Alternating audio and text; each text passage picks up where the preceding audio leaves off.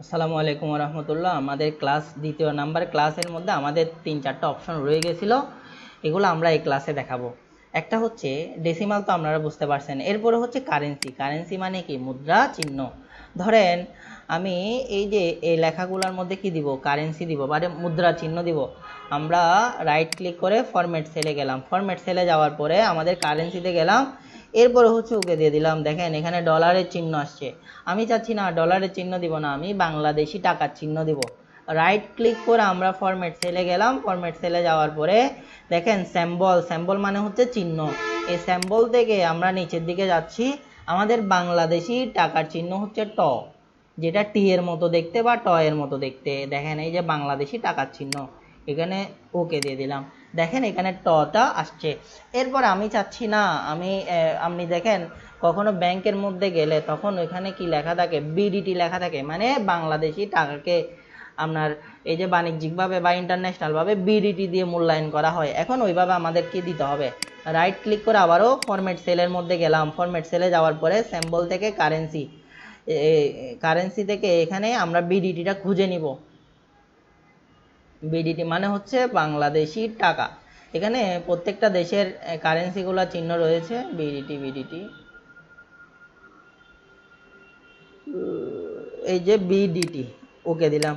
দেখেন এই যে বিডিটি লেখা আসছে। আপনি চাচ্ছেন না আমি বিডিটিও দিব না, টও দিব না, ডলারের চিহ্ন দিব না, আমি জাস্ট লিখে দিব টাকা।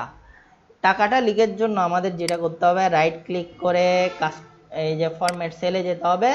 ফরম্যাট সেলে এই যে ক্যাটাগরি আমরা কারেন্সি থেকে করলাম, আমাদের যেতে হবে কাস্টমের মধ্যে। কোথায় যেতে হবে? কাস্টম। কাস্টমে যাওয়ার পরে এই যে এখানে যে স্ক্রল একটা বার আছে, এটাকে ক্লিক করে উপরের দিকে টেনে যাব। এখানে 0.00 এটাকে সিলেক্ট করলাম, পিছনে লিখে দিলাম TAK, টাকা, ওকে দিয়ে দিলাম। আশা করি বুঝতে পারছেন, এই যে টাকা চলে আসছে। অনেক সময় আপনারা ম্যাথ করতে গেলে বা কোনো একটা এখানে লজিক্যাল ফাংশন করতে গেলে কি করেন? এই যে 1000 টাকা এভাবে লিখে দেন, এভাবে লেখা যাবে না। এভাবে এখন এটা এখন নাম্বারের মধ্যে নাই, এখন এটা ট্যাক্স হয়ে গেছে, মানে লেখা হয়ে গেছে।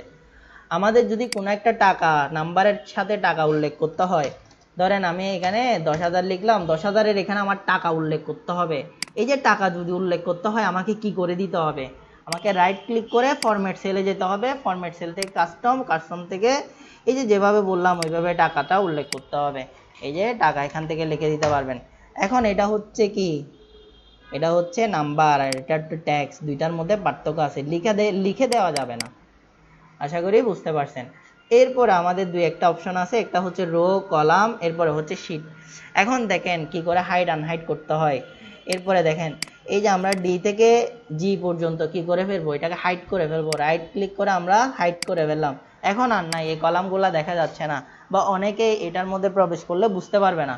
তাহলে সি এর পরে কি থাকে? ডি থাকে, তার মানে এখানে বোঝা যাচ্ছে হাইড করা হয়েছে। এটা দুটোটাকে সিলেক্ট করলাম, রাইট ক্লিক করে আনহাইড করে ফেললাম।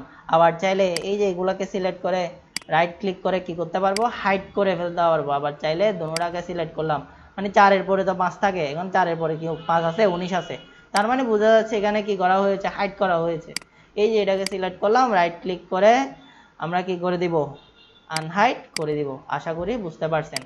এরপরে চাইলে আপনি চাইলে পুরা শীটটা কি করতে পারেন? হাইড করতে পারেন। এই শীটে হাইড করলাম, আবার এখানে আনহাইড করে দিব। এখানে শীট 3টা হাইড আছে, এটাকে কি করে দিলাম? আনহাইড করে দিলাম। তাহলে আমরা আজকে যেগুলো শিখলাম একটু সামারি করি। একটা হচ্ছে number, series of number, series of date, তারপর হচ্ছে সিরিজ অফ ডে, তারপর হচ্ছে মান্থ, তারপর হচ্ছে কাট, কপি, পেস্ট। এরপরে যেটা হচ্ছে ওইটা হচ্ছে ট্রান্সপোজ পেস্ট।